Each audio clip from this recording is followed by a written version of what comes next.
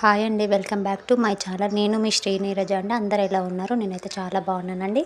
ఈరోజైతే నేను ఇంట్లోనే చికెన్ బిర్యానీ అయితే ప్రిపేర్ చేశానండి. ఇది చాలా అంటే చాలా బాగా కుదిరిందండి. దానికి కావాల్సిందైతే నేను ఒక కేజీ చికెన్ అయితే నేను తీసుకున్నామండి. అందులో కొంచెం పసుపు, ఉప్పేసి శుభ్రంగా కడిగి పెట్టుకున్నానండి రెడీగా. అందులో ఒక స్పూన్ అయితే పసుపు అయితే వేసుకుందామండి. అందులో కొద్దిగా అల్లం వెల్లుల్లి పేస్ట్, కొద్దిగా కారం వేసుకుందామండి.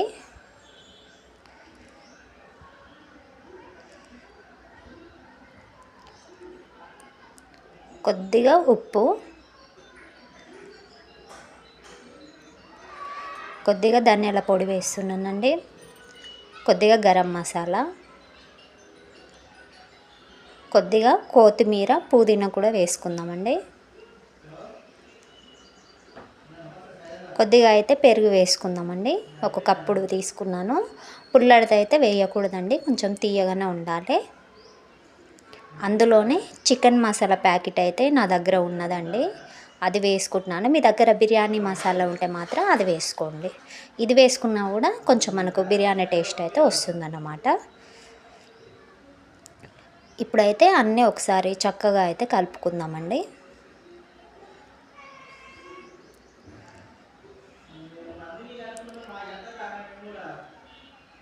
ఇప్పుడైతే అన్నీ కలిపి పెట్టుకున్నాను. అందులో ఒక పావు అయితే ఆయిల్ వేసుకుంటున్నాను. ఒకసారి బాగా కలుపుకుందామండి. ఎంత మంచిగా కలుపుకుంటే అంత టేస్ట్ అయితే బాగుంటుంది అన్నమాట. ముక్కలకు కూడా అన్నీ పట్టుకుంటాయి.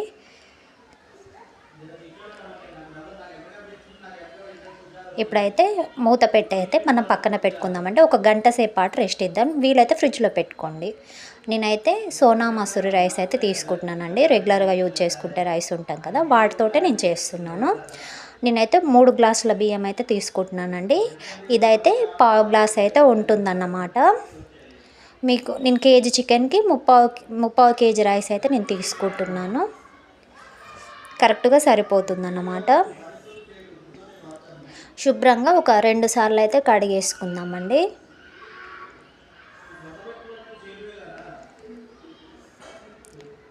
వాటర్ పోసుకొని ఈ ప్రాసెస్ మనము చేస్తామనగా ఒక హాఫ్ అన్ అవర్ ముందైతే బియ్యాన్ని కడిగి పెట్టుకున్నానండి. ఇప్పుడైతే స్టవ్ వెలిగించి బాండి పెట్టుకుంటున్నాను. అందులో 2 పావుల ఆయిల్ అయితే పోసుకున్నాను. కొద్దిగా బిర్యానీ స్పైసెస్ ఉంటాయి కదండి, మనకు కిరాణా షాప్లో అడిగితే ఇస్తూ ఉంటారు. అన్ని మిక్సింగ్ కూడా ఉంటాయండి. అదొక ప్యాకెట్ తెచ్చుకుంటే సరిపోతుంది. నేను ఒక ప్యాకెట్ వేసుకుంటున్నాను. మీకు కుదిరితే ఈ ప్లేస్లో పచ్చిమిరపకాయలు, కొద్దిగా ఉల్లిపాయలు కూడా వేసుకోవచ్చండి. కానీ నేనేం వేయట్లేదు. డైరెక్ట్గా మ్యారినేట్ పెట్టిన చికెన్ అయితే వేసేస్తున్నాను అన్నమాట. ఎందుకంటే మా పిల్లలు కొంచెం స్పైసీగా అస్సలు తినరండి. ఒకసారి అయితే మూత పెట్టుకుందామండి, కొంచెం ఫ్రై అవుతుంది. ఇప్పుడైతే ఇందాక నానబెట్టుకున్న బియ్యాన్ని అయితే స్టవ్ వెలిగించి గిన్నె పెట్టుకున్నాను. అందులో బిర్యానీ స్పైసెస్ అయితే వేసుకుంటున్నానండి. పక్కన చికెన్ ఉడుకుతుంటే ఈ పక్కనేమో రైస్ పెట్టేసుకుంటున్నాను. అందులో కొద్దిగా సాజీర వేసుకుంటున్నాను. మీకు కుదిరితే పచ్చిమిరపకాయలు కూడా వేసుకోవచ్చు అన్నమాట. నేనైతే కొద్దిగా కొత్తిమీర, పుదీనా వేస్తున్నానండి. కొద్దిగా ఉప్పు వేసుకుందాము.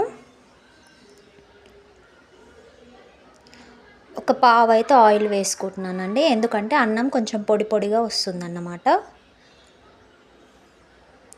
ఒకసారి అయితే కలియబెట్టుకుందామండి.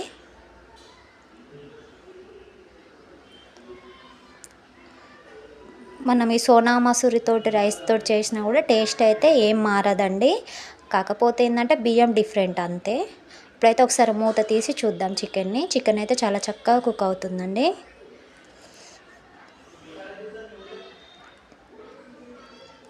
కొందరు మ్యారినేట్ చేసిన చికెన్లోనే వేసుకుంటుంటారు రైసు, కానీ నేను ఇలా కొద్దిగా ఫ్రై చేసి అయితే వేసుకుంటానండి.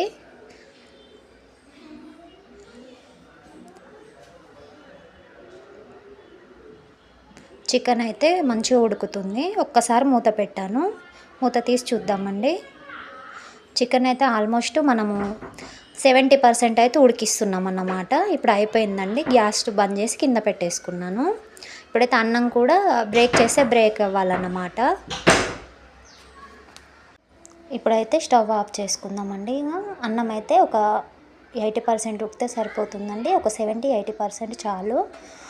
ఇప్పుడైతే నేను ఒక జాలి గంటెతోటైతే రైస్ అంతా చికెన్ మీద వేసుకుంటున్నానండి. మొత్తం ఒకేసారి వేసేసాను. స్టెప్ బై స్టెప్ అయితే ఏం వేయలేదండి, ఏం అవసరం లేదు అట్లా. అంతా చక్కగా ఏడ గ్యాప్ లేకుండా మంచిగా చేసుకోవాలండి, మంచిగా నేర్పుతూ ఉండాలి. దాని మీద నేను కొద్దిగా కొత్తిమీర వేసుకుంటున్నానండి.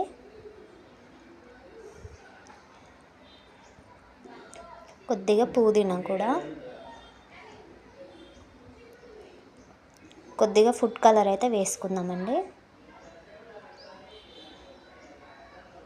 ఇది ఆప్షనల్ మాత్రమేనండి, వేయాలనిపిస్తే వేయండి, లేకపోతే ఏం అవసరం లేదు. కానీ నేను కొద్దిగా కలర్ఫుల్గా ఉంటుందని వేసాను అంతే. నేనైతే ఒక పెనం పెట్టుకున్నానండి. మనం కడాయి బిర్యానీ చేస్తున్నాం కదా, డైరెక్ట్ పెడితే మాత్రం మాడిపోయే అవకాశం ఎక్కువగా ఉంటుంది. నేను ఇప్పుడు ఇలా పెట్టేశానండి, పెనం మీదనే పెట్టేశాను. పెనం వేడైన తర్వాత ఇలా మూత పెట్టేశాను నిండుగా, గాలి ఏం బయటికి పోకుండా దమ్ చేసుకుంటున్నాం అన్నమాట. ఈ దమ్ మనకు 15 నిమిషాలు అయితే దమ్ చేసుకుంటే పర్ఫెక్ట్గా సరిపోతుంది. ఒకసారి మూత తీసి అయితే చూద్దామండి. 15 నిమిషాల తర్వాత చూపిస్తున్నాను నేను.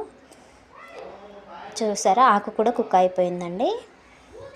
ఒకసారి అన్నం మెతుకుని పట్టుకొని చూద్దామండి, అన్నం మంచిగా ఉందో లేదో అని. ఓకే అండి, అన్నం కూడా మంచిగా ఉంది, సాఫ్ట్గా అయిపోయిందన్నమాట. ఇప్పుడైతే స్టవ్ ఆఫ్ చేసుకున్నాను. ఒక గిన్నెలో తీసుకొని రెడీగా పెట్టుకున్నానండి. చూసారా ఎంత బాగుందో, టేస్ట్ కూడా చాలా అంటే చాలా బాగుందండి. మనం న్యాచురల్గా చేసుకున్నాం, ఎక్కువ మసాలాలు స్పైసెస్లు ఎక్కువ వాడలేదు. కొన్నిసార్లు బిర్యానీ తింటే కొందరికి హెవీగా అనిపిస్తుంటుందండి, కానీ ఇప్పుడు నేను చేసిన బిర్యానీ అయితే ఎంత తిన్నా హెవీ అనేది ఉండదండి.